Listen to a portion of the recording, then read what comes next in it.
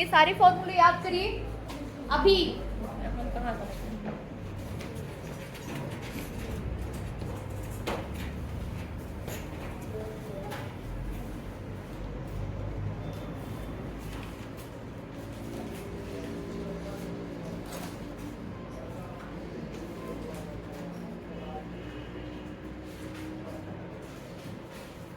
घर जाके पढ़ाई की थी?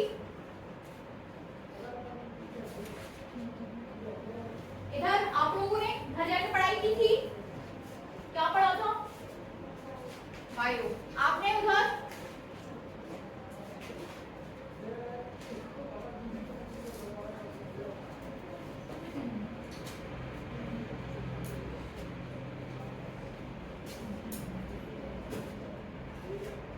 डेल का अपना विचलन कौन था, तो उसको क्या बोलेंगे इस फॉर्मूले को, इस पेपर में इसको ये रिलेशन आप याद रखिए किस किस के बीच, आपतित कोण और निर्गत कोण। ठीक ना, चार एंगल्स हैं यहाँ पर आपके पास, आपतन कोण, निर्गत कोण, अपवर्तक कोण और विचलन कोण। ये चारों में रिलेशन है कि 1 + a = a + डेल। ठीक है ना, और डेल m क्या हो जाता है आपका न्यूनतम विचलन। डेल और डेल m दोनों में अंतर है। डेल आपका क्या है विचलन कोण, डेल m क्या है न्यूनतम विचलन कोण। ठीक है ना, that is mu - 1 inside the bracket, फिर ब्रैकेट के बाहर आपका आ जाएगा कैपिटल A अपवर्तक कोण। ठीक है, इसको डायरेक्ट याद करिए, ओमेगा = μv - μr μy - 1, मतलब ओमेगा आपका क्या है कोणीय विक्षेपण। देखिए याद करने का तरीका सीखिए इसका। ओमेगा क्या है आपका कोणीय विक्षेपण। अब कोणीय विक्षेपण में आपके तीन टर्म्स आते हैं। विक्षेपण, जैसे आपका शब्द आ गया विक्षेपण, तो वहां पर आपके पास तीन रंग, एक अंदर वाला, एक कॉर्नर के दो और बीच का एक। ठीक है ना, इट मींस कॉर्नर के दो कौन से रंग हो जाएंगे, रेड और बैगनी। ठीक है ना, वायलेट एंड रेड, ये दो कलर, और बीच का जो माध्य कलर है उसको क्या बोला जा रहा है, येलो। तीनों के अपवर्तनांक। ठीक ना, यदि रेड कलर है तो रेड कलर का अपवर्तनांक को आप कैसे डिनोट करोगे, म्यू आर से। किससे डिनोट करोगे, म्यू आर से। ये हो जाएगा आपका म्यू वी वायलेट कलर, और ये हो जाएगा आपका mu y yellow colour. Green नहीं होगा, येलो है, येलो। ठीक ना, तो फॉर्मूला क्या बन जाएगा, कॉर्नर के दो का आपस में डिवाइडेड बाय बीच वाला। ठीक है ना, कॉर्नर के दो कलर कौन कौन से, रेड और वायलेट। तो ये अब बचेगा आपका mu v - mu r divided by mu y - 1। ये हो जाएगा आपका कोणीय विक्षेपण ओमेगा। ठीक है, ये कोणीय विक्षेपण को दिखाएगा, ये कोणीय विचलन को दिखाएगा। अब कोणीय विचलन भी आप पहले रंग माइनस लास्ट वाला रंग, पहला रंग कौन सा, V वायलेट, और लास्ट में R रेड, तो दोनों का माइनस कर दो तो आपको कोणीय विचलन मिल जाएगा, कोणीय थीटा। ठीक है ना, याद हुए, याद हुए, साफ कर दूं, चलिए साफ कर रही हूं मैं। ठीक है,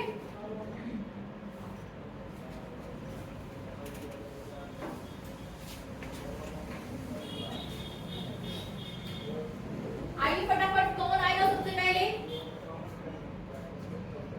सबसे पहले कौन आएगा, आइए।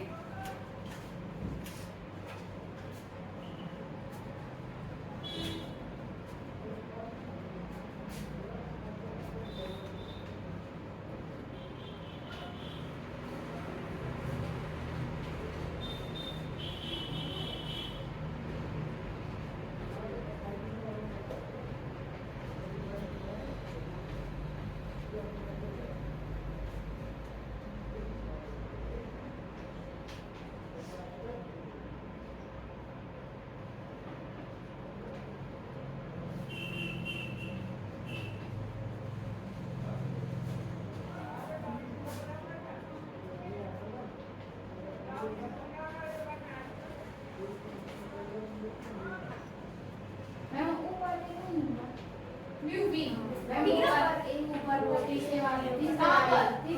ब्रैकेट में मैम लास्ट में ब्रैकेट में ये आएगा, ठीक है,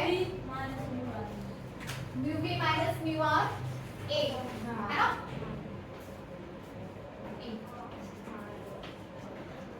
डैश में कंफ्यूज मत होइए, कोणीय विक्षेपण आपको अपवर्तनांक लेना है, ठीक ना? क्या लेना है? अपवर्तनांक। चलिए वेरी गुड। नेक्स्ट साफ करूँ ये विभाग में जाइए अभी आप, है ना?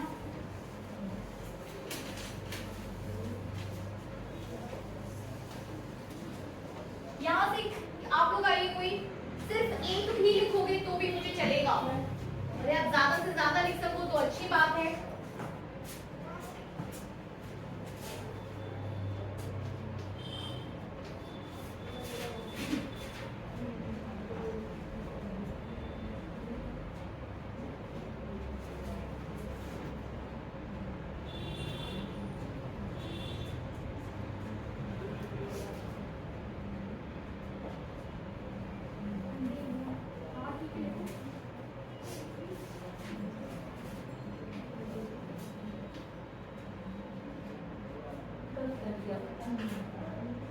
ठीक है, अगला वाला लिखो, थीटा इक्वल्स टू लिखिए।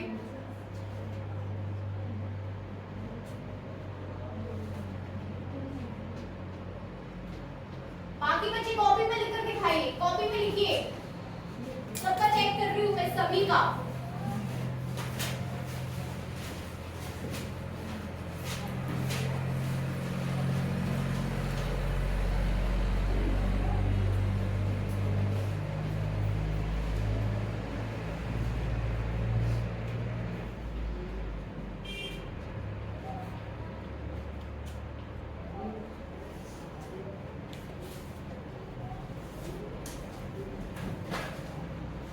तो याद रखिए ओमेगा इक्वल्स टू, इसी पर बेस्ड आपकी परीक्षा में पूछा जाना है, u v minus mu r u y minus 1। बैठिए विभा, आके इसको सुधारो कहीं यदि गलत लग रहा है आपको तो।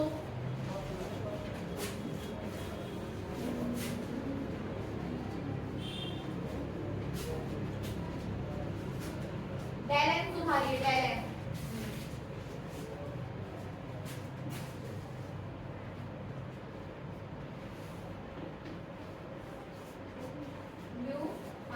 एक बाकी ठीक है,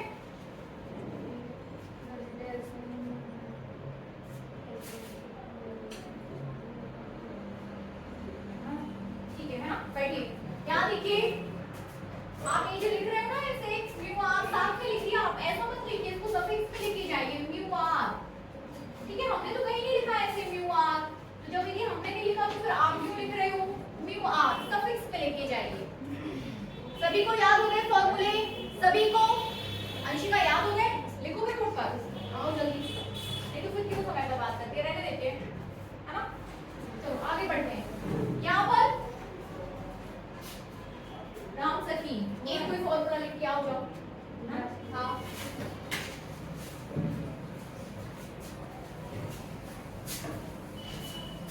साफ साफ कर दिया, कोई एक लिखो जल्दी।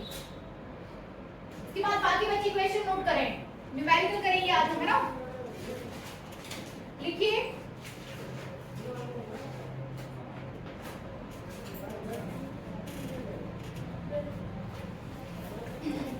फ्लिंट कांच तथा ग्राउंड कांच, लिखिए फ्लिंट कांच तथा ग्राउंड कांच के दो प्रिज्म। ये मैंने आपको, ये मत करिए, ये मैंने आपको सिखाया नहीं ना। दूसरा लिखिए, ये वाला मत करिए क्योंकि वो प्रिज्म के संयोग वाला है। लिखिए बैंगनी तथा लाल रंग, वेरी गुड। ये डायल आपको लगाया है लेकिन दो नहीं है, ठीक है? चलो आ जाओ, बढ़िया लिखा है। लिखिए बैंगनी तथा लाल रंग के प्रकाश की तरंग ठहरियो,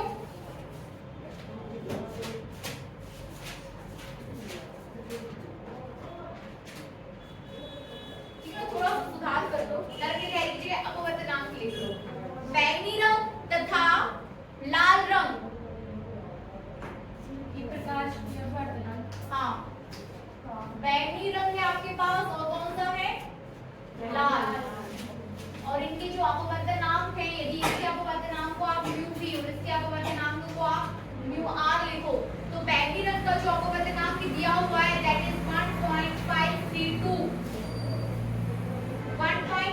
1.532 कितना बैगनी रंग के लिए 1.532 और आपके रेड रंग के लिए हो जाएगा रेड कलर के लिए 1.514 दोनों कलर्स के लिए आपको दिया है अपवर्तनांक। यदि अपवर्तक कोण capital A equals to 8 degree है, ठीक है ना, अपवर्तक कोण 8 डिग्री है तो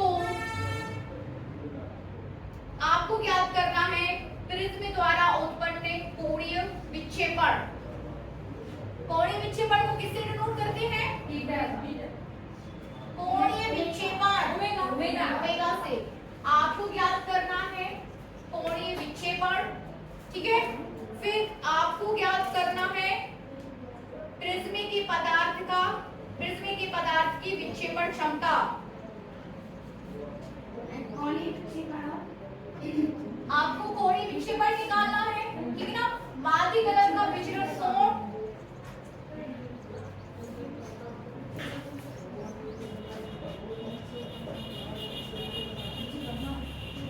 और आपको ज्ञात करना है प्रिज्म के पदार्थ की विक्षेपण क्षमता।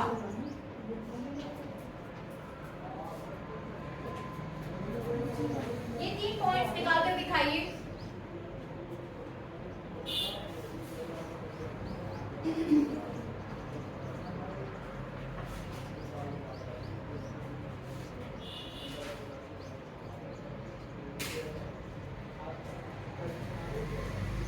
कोणीय विक्षेपण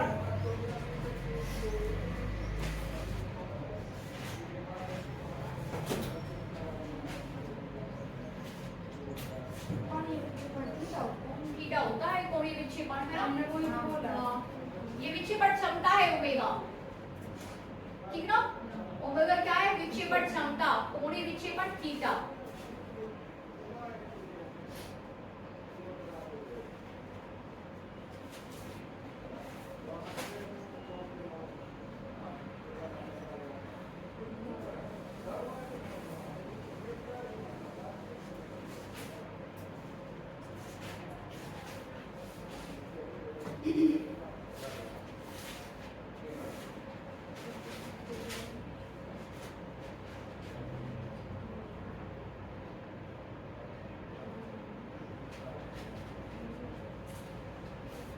बेबी बोर्ड पर कराएंगे आपसे।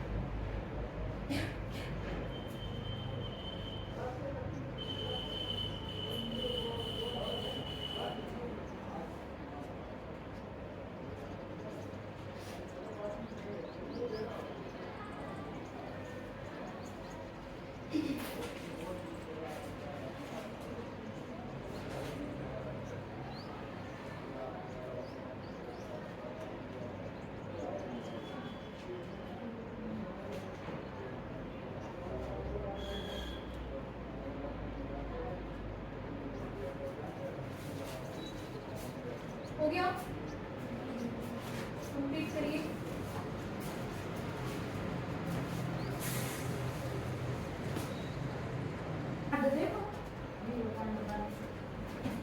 यहाँ देखिए क्वेश्चन आपके पास गिवन है और मुझे लगता है क्वेश्चन आप सभी समझ गए हैं कि आपके पास बैगनी कलर के लिए आपको अपवर्तनांक दे दिया गया, आपको रेड कलर के लिए दे दिया गया। कभी भी कोई भी क्वेश्चन आपसे पूछा जाएगा ना, कभी भी, तो आप 3 ही कलर पे बेस्ड इक्वेशंस रहते हैं, 2 कॉर्नर वाले और एक बीच वाला। 2 कॉर्नर के आपका बैगनी और रेड और बीच वाला येलो। इन 3 पॉइंट्स को आप याद रखिए, ठीक है ना। बैगनी, येलो एंड रेड, ठीक है। बैगनी कलर के लिए अपवर्तनांक 1.532, रेड के लिए कितना हो जाएगा 1.514, ठीक है। इसके बाद फिर आप बात करो, 2 चीज आपको दे दी, तीसरी चीज आपको दे दी गई है अपवर्तक कोण कैपिटल A। आपको निकालना क्या है? थीटा। थीटा क्या है? कोणीय विचलन। कोणीय विचलन मतलब कंप्लीट आपके उसके लिए 7 रन का वाला है, ठीक है। तो थीटा इक्वल टू क्या हो जाता है, फटाफट बताइए। UV minus mu r UV minus mu r into a into a, ठीक है ना। Mu minus mu r into a, क्या दिक्कत है, म्यू का मान रख दो, म्यू आर का मान रख दो, ए का मान रख दो, ठीक है। कितना था यहाँ पे 1.5 माइनस 514 इनटू 8, दोनों को माइनस करिए और 8 से गुणा कर दीजिए और बताइए कितना आया 0.1444, ये सभी का आ जाना चाहिए, ठीक है ना। 0.144 ये आपका आ गया थीटा, इसको अपन ले लेते हैं यहाँ पर कि थीटा आ गया 0.144, ठीक है ना। कोणीय विचलन,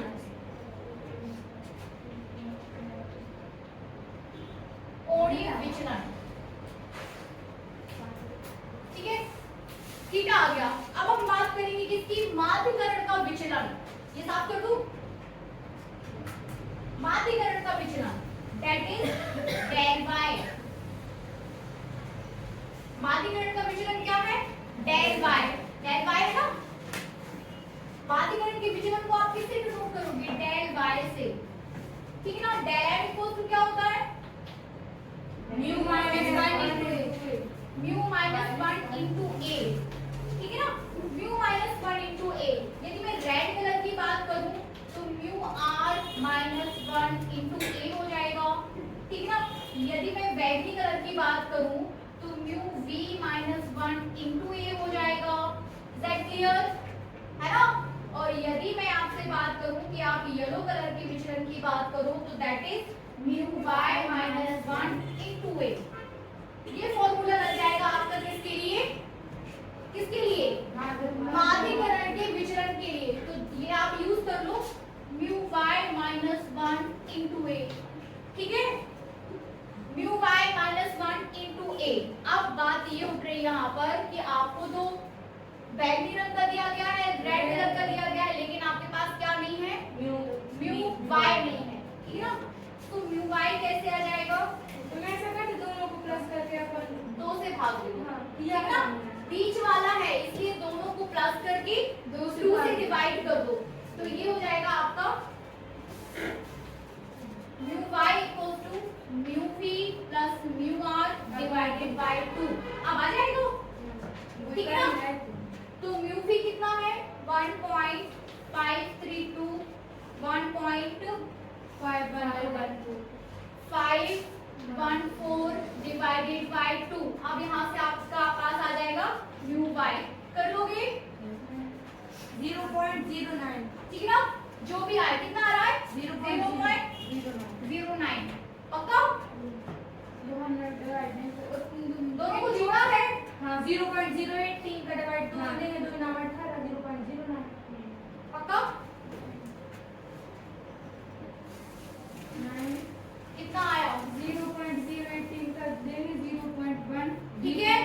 तो यहाँ से आपको मिल जाएगा म्यू बाय 0.9, अरे तो क्या 0.09, ये 0.09 या 0.9, 0.09 ये भी आ गया 0.09, ये हो जाएगा किसके लिए, येलो कलर के लिए अपवर्तनांक। अब हमें बात करनी है कोणीय विक्षेपण क्षमता की, विक्षेपण क्षमता that is omega and omega equals to mu b या तो आप ये वाला फॉर्मूला यूज करिए कि mu b minus mu r divided by mu y minus 1, या फिर डायरेक्ट आप कर दो theta divided by del y, क्योंकि आपके पास थीटा भी आपके पास डेल वाई आपने निकाल लिया है, दोनों को पुट करके सॉल्व कर दो, ठीक है ना।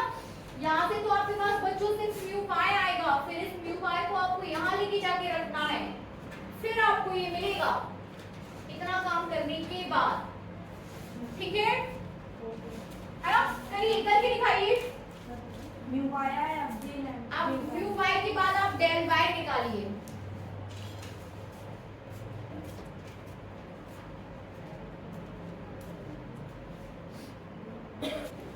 ठीक है।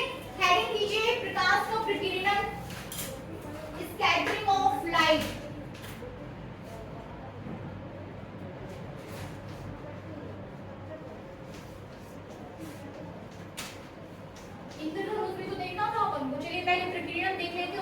हम इंद्रधनुष की बात करेंगे।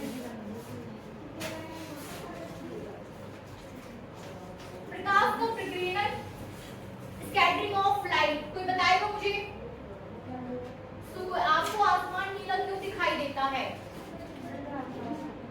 प्रकाश के प्रकीर्णन के कारण, ठीक है ना। प्रकाश का प्रकीर्णन, जैसे प्रकाश, श्वेत प्रकाश गैस के छोटे छोटे अणुओं पर पड़ता है तो गैस के वो छोटे छोटे अणु प्रकाश को विभिन्न दिशाओं में बिखेर देते हैं, ठीक है ना।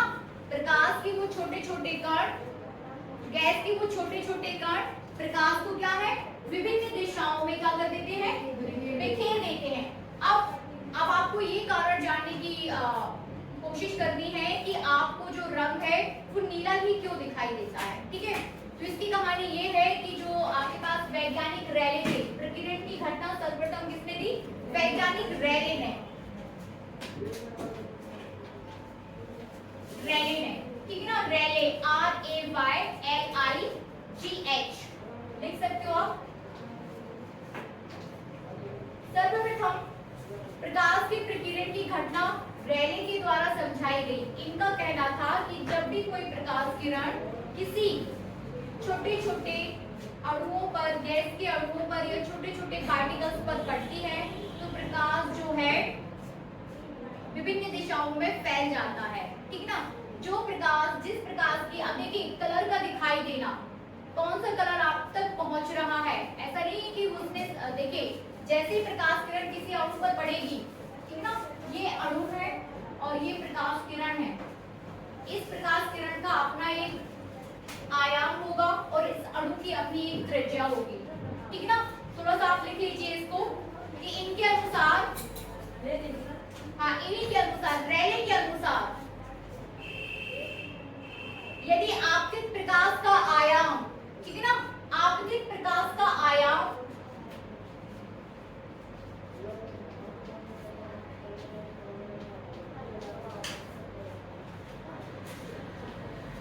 किसकी बात कर रहे हैं हम? आपतित प्रकाश के आयाम की, जो श्वेत प्रकाश जिस अणु पर पड़ने वाला है हम उस प्रकाश की बात कर रहे हैं। तो यदि आपतित प्रकाश का आयाम कैपिटल A, आपतित प्रकाश की तरंगदैर्घ्य लैम्डा,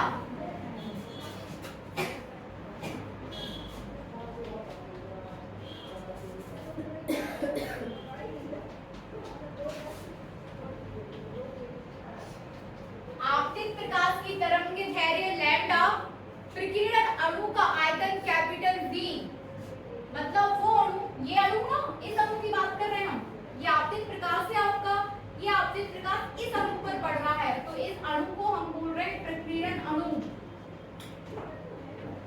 और इस अणु की त्रिज्या को किससे डिनोट किया जा रहा है? कैपिटल R से, ठीक है ना। इस अणु की त्रिज्या को आप कैपिटल, त्रिज्या नहीं, अणु का आयाम, आयतन कैपिटल V, इस अणु का आयतन कैपिटल V है और अणु तथा, लिखिए अणु तथा प्रकीर्णन प्रकाश के बीच की दूरी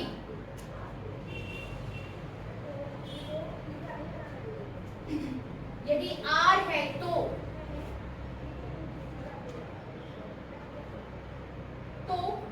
प्रकीर्णन प्रकाश का आयाम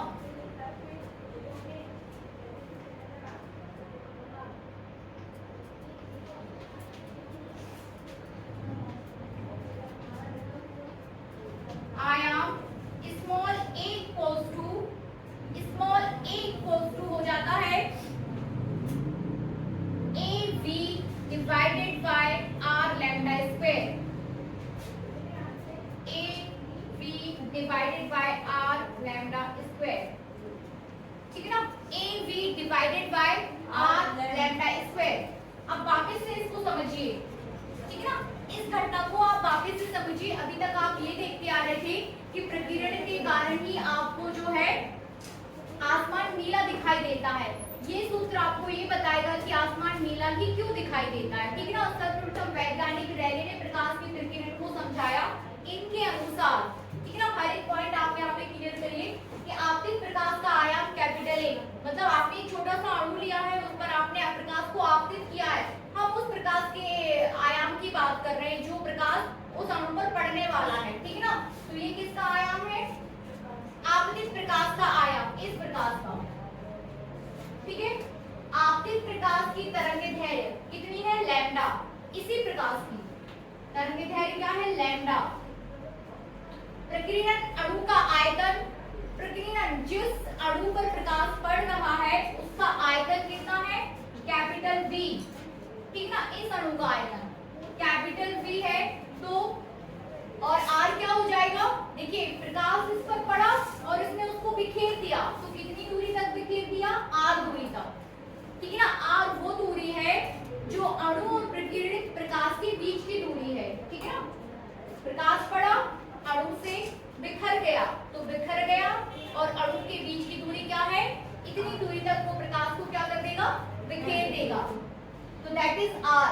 अब इस प्रकाश का आयाम कितना है, small a, and that is A equals to हो जाएगा आपके पास AB divided by R lambda square, AB divided by R lambda square. आयाम किस पर डिपेंड कर रहा है, आयाम किस पर डिपेंड कर रहा है, लैम्डा स्क्वायर। इट मींस इसका क्या मतलब है, इस रंग का, देखिए लाल रंग का तरंगदैर्घ्य सबसे ज्यादा होता है और बैंगनी रंग का तरंगदैर्घ्य सबसे कम। Is that clear. तो जिसका तरंगदैर्घ्य ज्यादा होगा उसका लिए आयाम कम हो जाएगा और जिसका तरंगदैर्घ्य कम होगा उसके लिए आयाम क्या हो जाएगा, ज्यादा, ठीक है ना। इसीलिए चूंकि बैंगनी कलर का तरंगदैर्घ्य कैसा होता है, बहुत कम, ठीक है ना, as comparison to other colours, as comparison to other colours. इसलिए जब प्रकाश किसी अणु पर पड़ता है तो वो लंबी, बाकी कलर्स लंबी दूरी तय नहीं कर पाते हैं, ठीक है ना। जैसे बैंगनी के ऊपर जितने भी कलर्स हैं वो क्या है, लंबी दूरी तय नहीं कर पाते हैं, बैंगनी कलर लंबी दूरी तय कर पाता है, इसलिए आपको प्रकाश जो है नीला दिखाई देता है, आसमान नीला दिखाई देता है, बिकॉज ऑफ दिस फॉर्मूला, ठीक है ना। याद करो इसको, A equals to AB divided by R lambda square. Any problem, no problem, ठीक है ना। आपसे यदि हम बात करें तीव्रता को और इसके साथ रिलेट करने की करें तो देखिए आवृत्ति, तीव्रता, प्रकाश की तीव्रता आयाम के वर्ग के समानुपाती होती है, देखिए तीव्रता आयाम के वर्ग के समानुपाती होती है। 10 मिनट लग गया मैंने।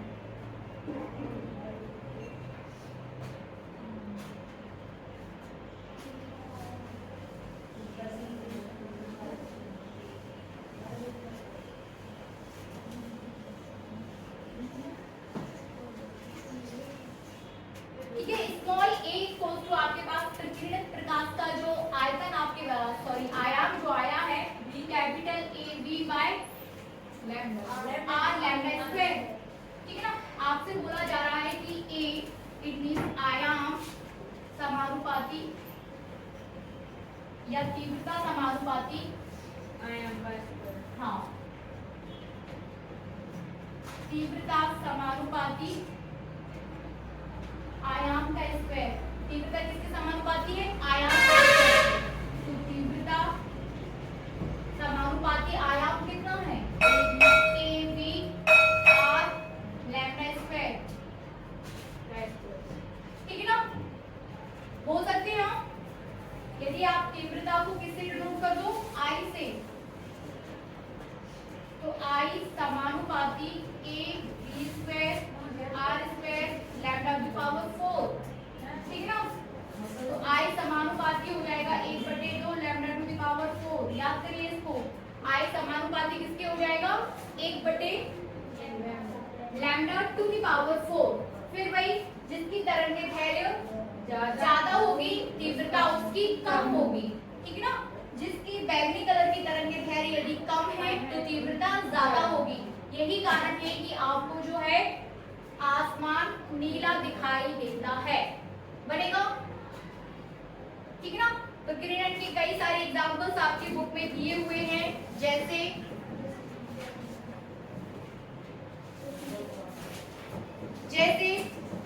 सूर्य से आकाश का नीला दिखाई देना, सूर्य से दूर आकाश का नीला दिखाई देना, 2 दोपहर को आकाश का सफेद दिखाई देना, ठीक ना। अभी कैसा दिख रहा है अपन को?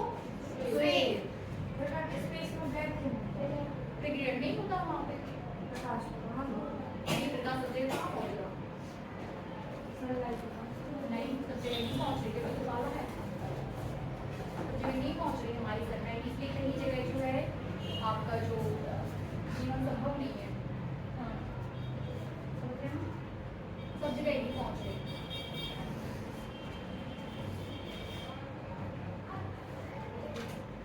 लाइट जो है सब जगह नहीं पहुंच रही है, ठीक है ना। तो सूर्य के प्रकाश के ब्लैक या फिर सूर्य देखिए कभी पहुंच रही कभी नहीं पहुंच रही, जैसे ग्रह आपका घूम रहा है तो जितनी आपका सूर्य के जितने संपर्क में आएगा जिस तरफ रहेगा उधर आपको लाइट रहेगी। अब रात में आपके पास आप डूब चुके होते हो, आप सूर्य की दूसरी साइड हो गए होते हो, तो वहां तक सूर्य का प्रकाश नहीं पहुंचता, इसलिए रात काली होती है ना। ठीक है, तो ये हुआ सूर्य। आपने आज देखा कि आप प्रकीर्णन की बात की, मुझे आज आपको इंद्रधनुष भी बताना था। इंद्रधनुष कि किस तरीके से अभी तक आप पढ़ते आ रहे हो कि इंद्रधनुष जो है क्या होता है? इंद्रधनुष 7 रंग है, इंद्रधनुष के 7 रंग, ठीक है ना। आपको बारिश के मौसम में इंद्रधनुष दिखाई देता है, किन कंडीशंस में दिखाई देता है?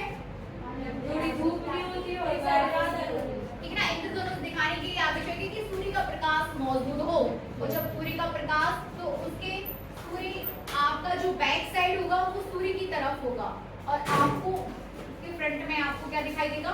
इंद्रधनुष।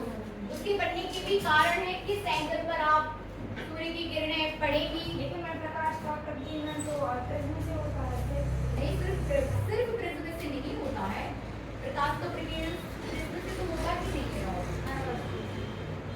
प्रकाश के प्रिज्म पड़ेगा, डिवाइड तो उससे होता है ना। प्रकाश का प्रकीर्णन सिर्फ प्रिज्म से नहीं होता है। अब हम जैसे इंद्रधनुष आपको दिखाई दे रहा है, वहाँ पे भी 7 कलर आपके बन रहे हैं, ठीक है ना। तो वो जो 7 कलर हैं, तो क्या वहाँ प्रिज्म लेके गए थे? नहीं, तो किस कारण?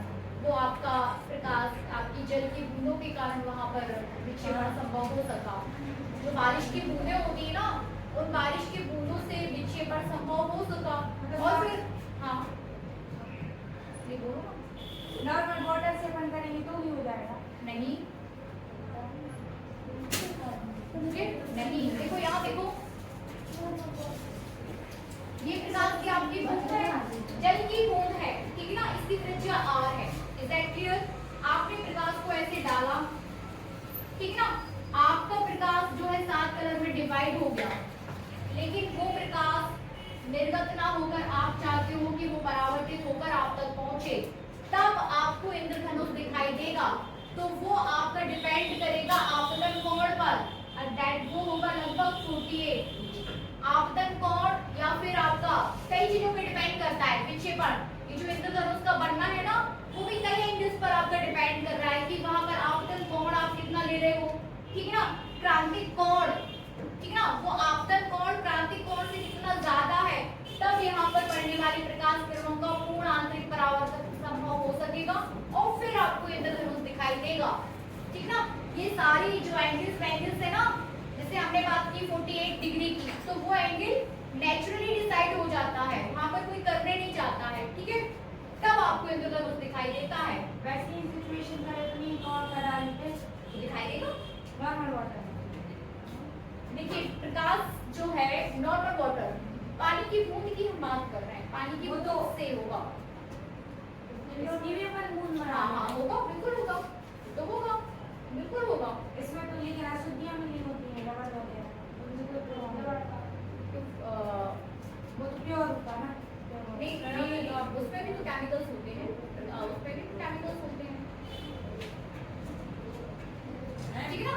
यदि आप 48 डिग्री से अधिक पर, 48 डिग्री यहाँ पर क्या हो जाएगा? इसका क्रांतिक कोण, और क्रांतिक कोण से अधिक कोण पर यदि आप प्रकाश को आपतित कराते हो, किस पर? बूंद पर, तो वहां पर देखिए बराबर आपका ये 7 कलर में डिवाइड तो हो रहा है, मतलब दो चीजें साथ में हो रही हैं। एक क्या? वर्ण विक्षेपण, जैसे ही प्रकाश इस पर पड़ेगा बूंद पर, बूंद जो है 7 कलर्स में यहाँ पे डिवाइड हो जाएगा। Is that clear? अब वो 7 कलर इस बूंद से वापस परावर्तित होकर आप तक दिखाई दें और यहाँ पर क्या बन जाए उसका पूरा एक स्पेक्ट्रम। तो उसके लिए आवश्यक है कि जो 7 कलर आपने डाले थे वो क्रांति कोण से अधिक कोण पर यदि प्रकाश आपका आपतित होगा तभी आंतरिक परावर्तन की घटना हो पाएगी और वापस से आपको दिखाई देगा वो 7 कलर, ठीक है ना। नहीं तो फिर वो मैम तो एक बूंद से नहीं बहुत सारी बूंदों से होता होगा। आपको पूरा स्पेक्ट्रम जैसे ये पूरा दिख रहा है आपको तो बहुत सारी तो मैम उसी तरह मैं उसी को बन गया। अब देखिए उस क्रम का तो आपके पास कारण है ही कि जिस किरण का सबसे कम विचलन होता है वो विचलन के अकॉर्डिंग सेट हो जाती है, ठीक है ना। विचलन के अकॉर्डिंग सेट हो जाती है, दिस कलर फिर दिस कलर फिर दिस कलर, ठीक है। तो यहाँ तक आज आप बड़े विक्षेपण और प्रतिबिंब की घटनाएं आप समझ चुके हैं। फिर इसमें मैंने आपको बता दिया और इंद्रधनुष पर भी अपनी बहुत चर्चा हो गई, ठीक है। इसके बाद कल हम देखेंगे मानव नेत्र, ठीक है। बस कर दीजिए उसे मानव नेत्र।